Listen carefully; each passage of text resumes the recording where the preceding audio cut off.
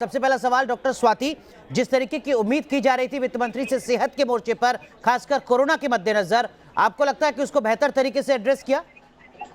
बिल्कुल। और बहुत ही बात है। और जिस तरह से कोरोना में हमारी जो स्वास्थ्य में कमियां थी, जो हमारे पूरे ढांचे में जो कमियां थी, उसको उजागर किया था और उन सभी को एड्रेस किया गया है। ये अपने आप में एक बहुत अच्छी बात है कि जो कमियां हमारे भारत में थी उनको अब हम कैसे मजबूत करें।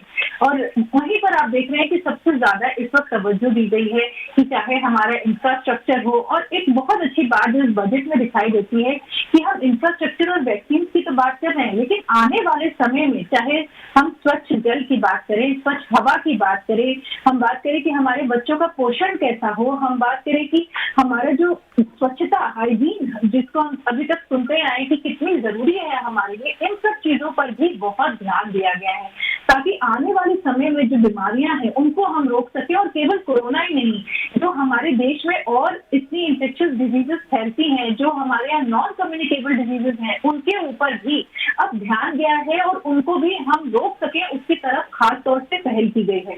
आप देख रहे हैं कि गांव में जहां सेंटर्स नहीं थे, जहां हॉस्पिटल्स नहीं थे, जहां स्वास्थ्य सेवाएं नहीं थी, वहां अब इंफ्रास्ट्रक्चर में काफी ज्यादा पैसा लगाया जा रहा है ताकि ये जो गैप है, जो बड़े शहरों में अस्पताल अच्छे हैं और छोटे शहरों में नहीं है या गाँव में नहीं है, वहां अब ये पहल की जाएगी कि वहां के लोगों को भाग भाग के शहर ना आना पड़े, उन्हें वहीं वो सुविधाएं मिले जो उनके लिए जरूरी हैं।